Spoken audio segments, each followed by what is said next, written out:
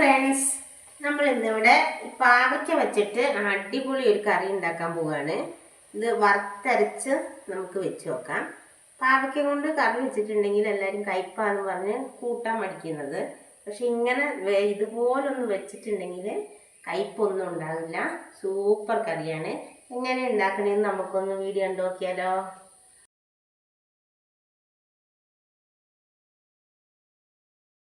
അതിനുവേണ്ടി ഞാൻ ഒരു പാവയ്ക്ക എടുത്തിട്ടുണ്ട്. അത്യാവശ്യം വലിപ്പമുള്ള ഒരു പാവയ്ക്ക എടുത്തിട്ടുണ്ട്.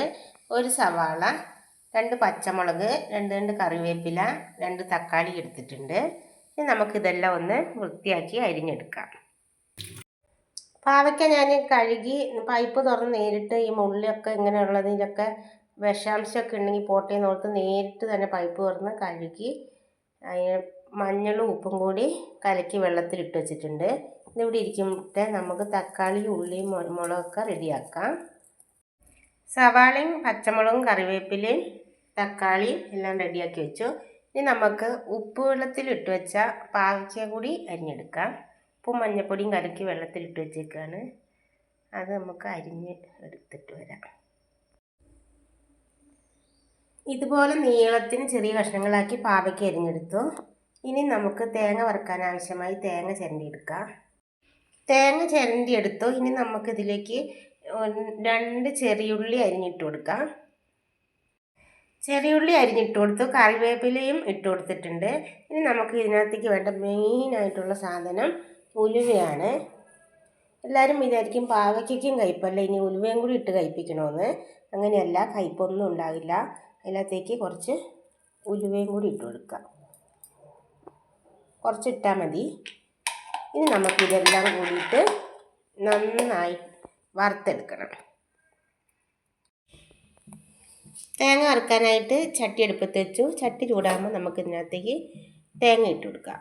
എണ്ണയൊന്നും ഒഴിക്കാതെയാണ് ഞാൻ തേങ്ങ വറുത്തെടുക്കുന്നത്. വേണ്ടുന്നവർക്ക് ഒഴിക്കാം, ഞാൻ ഇവിടെ ഒഴിക്കാണ്ട് ആണ് വറുക്കുന്നത്.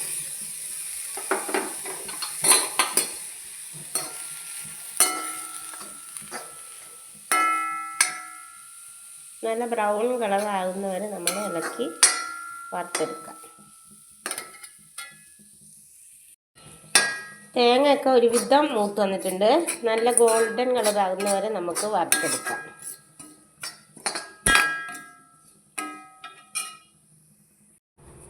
തേങ്ങയൊക്കെ നന്നായിട്ട് മൂത്ത് വന്നിട്ടുണ്ട്. ഇനി നമുക്കിതിലേക്ക് പൊടികൾ ചേർത്ത് കൊടുക്കാം. 1 സ്പൂൺ മഞ്ഞൾപ്പൊടി. സ്റ്റൗ ഒക്കെ ഓഫ് ചെയ്ത് വെച്ചു. ഇനി ഇതിനകത്തേക്ക് മുളക് പൊടി 1 സ്പൂൺ ഇട്ട് കൊടുക്കാം. ഇനി നമുക്ക് മല്ലിപ്പൊടി ഇട്ട് കൊടുക്കാം, 1 സ്പൂണ്.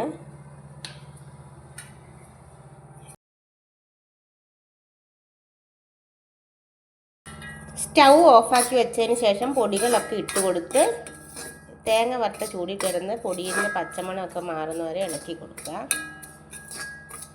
ഇതൊന്ന് തണുത്ത് വരുമ്പോൾ നമുക്ക് അരച്ചെടുക്കാം. വെള്ളം ഒഴിക്കാതെ അരച്ചെടുക്കണം. നമ്മുടെ വെളിച്ചെണ്ണേൻ്റെ അവസ്ഥ ഇതാണ്. മഴയും മഞ്ഞുകാലവും മഴക്കാലമൊക്കെ ആയാൽ വെളിച്ചെണ്ണ ഇങ്ങനെ ഉറച്ചു പോകും.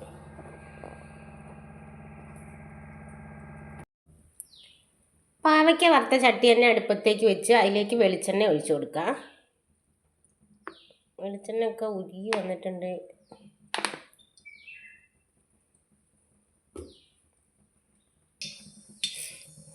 എണ്ണ ചൂടായി വന്ന് നമുക്ക് കടുക് ഇട്ട് കൊടുക്കാം.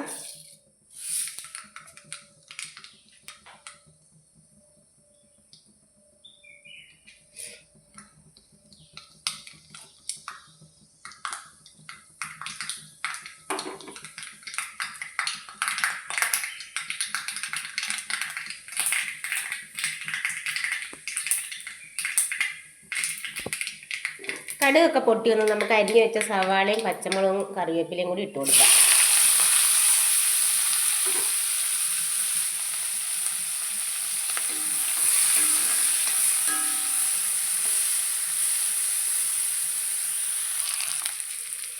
ഇതിലേക്ക് ഉപ്പിട്ട് കൊടുക്കാം. സവാള മഴന്നും വരും, പാകത്തിനുള്ള ഉപ്പ് ഇട്ട് കൊടുക്കാം.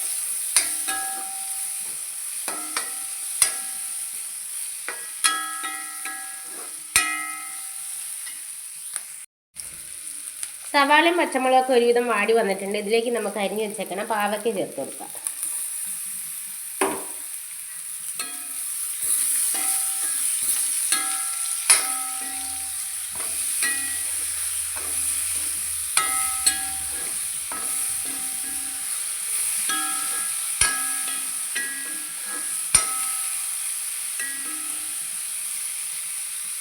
പാവയ്ക്ക ചേർത്ത് ഇളക്കി നമുക്ക് 2-3 മിനിറ്റ് അടച്ച് വെച്ച് വേവിച്ചെടുക്കാം.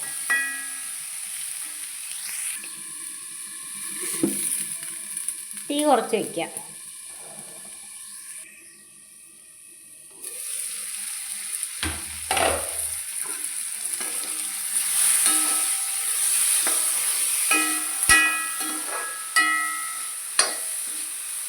ഇതിലേക്ക് നമുക്ക് കുറച്ച് ചൂടുവെള്ളം ഒഴിച്ചു കൊടുക്കാം.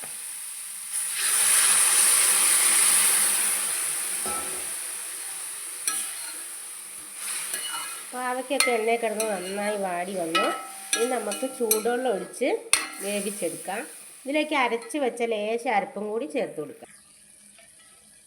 ലേശ അരപ്പും കൂടി ചേർത്ത് ഇളക്കി കൊടുത്ത് മൂടി വെച്ച് വേവിച്ചെടുക്കാം.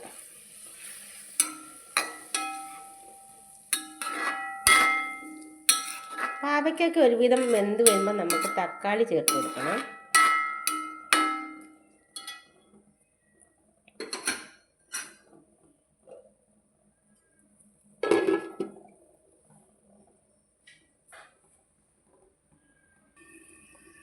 തീ കൂട്ടി വെച്ച് കൊടുക്കുക.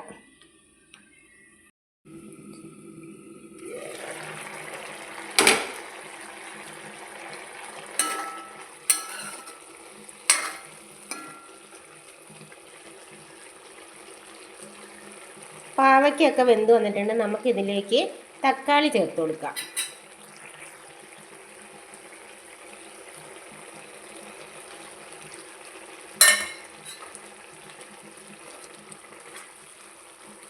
തക്കാളിയൊക്കെ ചേർത്ത് നന്നായി ഇളക്കി മൂടി വെച്ച് വേവിച്ചെടുക്കാം.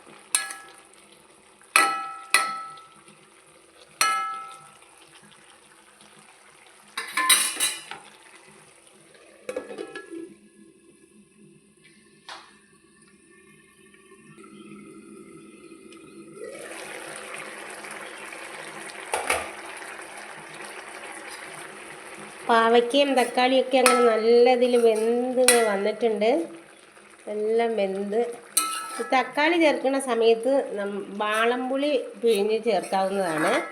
ഞാനിവിടെ പാവയ്ക്ക കറി വയ്ക്കുമ്പോൾ വാളംപുളി ചേർക്കാറില്ല, തക്കാളിയാണ് ഇടുന്നത്.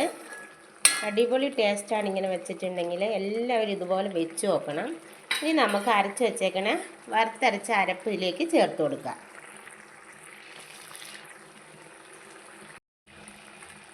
വറുത്തരച്ച അരപ്പൊഴിച്ച് നമുക്ക് നന്നായി ഇളക്കി യോജിപ്പിച്ച് ആവശ്യമായ ചാറിനുള്ള വെള്ളവും കൂടി ചേർത്ത് കൊടുക്കാം. ചാറ് വേണമെങ്കിൽ ഈ രീതിയിൽ എടുത്താലും മതി. തീയൽ പോലെ പാവയ്ക്ക തീയൽ. ചാറ് വേണമെങ്കിൽ കുറച്ചും കൂടി ചൂടുവെള്ളം ഒഴിച്ച് ചാറാക്കാം.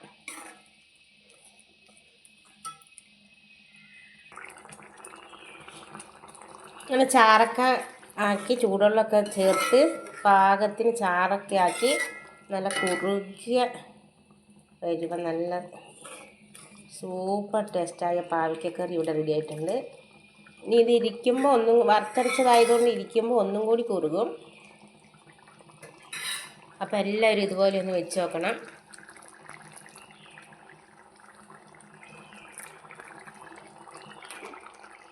കയ്പ്പൊന്നും അധികം ഇല്ലാത്ത, കയ്പ്പില്ല എന്ന് പറയാൻ പറ്റില്ല, പാവയ്ക്കാകുമ്പോൾ കഴിക്കും, പക്ഷേ ടേസ്റ്റ് കാരണം കയ്പ്പ് മാറിയിരിക്കും. അത്ര അടിപൊളി ടേസ്റ്റുള്ള പാവയ്ക്കക്കറിയാണ്. ഇതിന് 1 മണിക്കൂറൊക്കെ ഇങ്ങനെ ഇരുന്ന് സെറ്റായി എല്ലാം പിടിച്ച് വരുമ്പോഴാണ് ഇതിന് അടിപൊളി ടേസ്റ്റ് വരുന്നത്.